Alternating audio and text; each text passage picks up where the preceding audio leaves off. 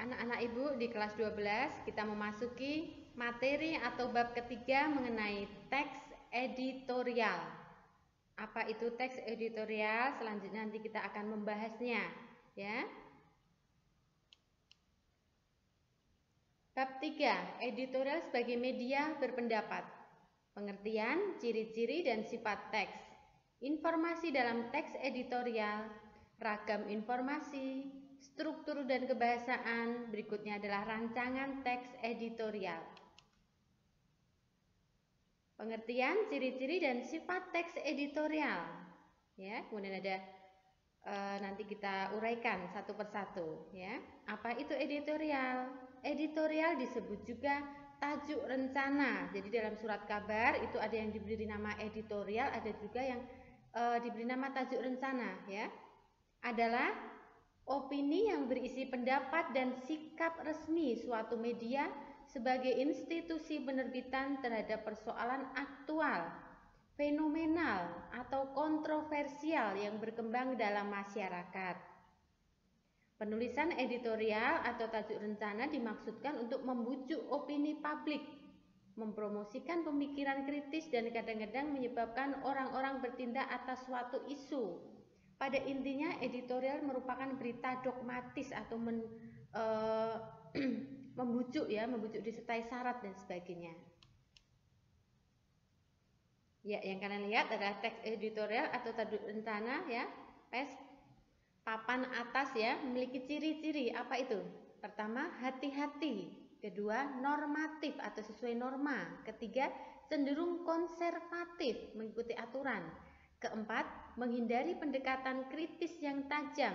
Kelima, pertimbangan aspek politis lebih besar daripada aspek sosiologis. Berikutnya, teks editorial atau tajuk rencana, ya, pers papan menengah ke bawah memiliki ciri-ciri sebagai berikut. Lebih berani, atraktif, progresif, kemudian memilih pendekatan kritis bersifat tajam dan tembak langsung. Lebih memilih pendekatan sosiologis daripada politis, ya. Sifat dari teks editorial atau tajuk rencana yaitu pertama, krusial, ya, atau hal yang penting, ya, ditulis secara berkala tergantung jenis terbitan media massa. Kemudian kedua, isinya menyikapi situasi yang berkembang dalam masyarakat. Yang ketiga, memiliki karakter atau konsistensi teratur.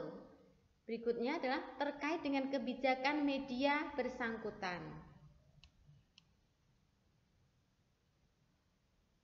Apa saja jenisnya? Ada 3, yaitu interpretatif editorial, kontroversial editorial, dan explanatory editorial. Kemudian tipenya yaitu menjelaskan, kritis, persuasi, dan pujian, ya. Kemudian fakta, ya.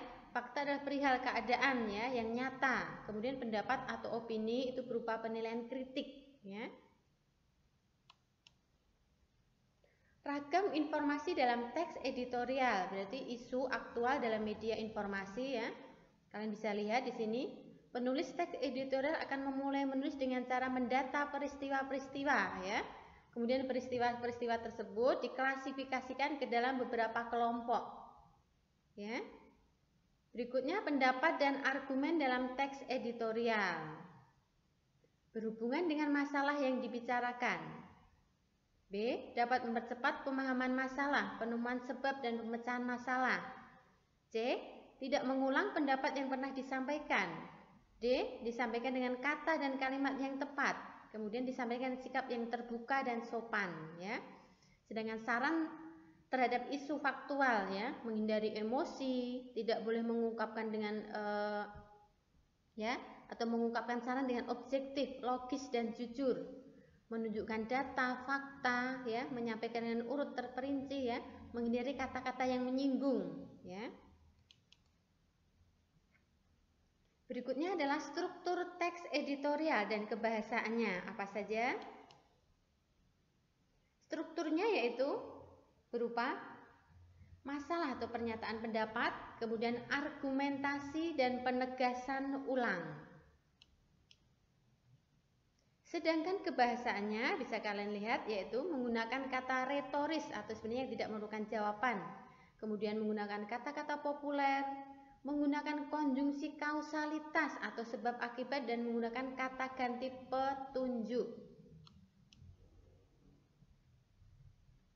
Nanti kalian akan menyusun teks editorial kemudian menyuntingnya atau memperbaikinya. Langkah-langkah untuk menyusun teks editorial atau tajuk rencana. 1. Mengambil topik atau masalah penting yang memiliki sudut pandang berita terkini, ya nak ya.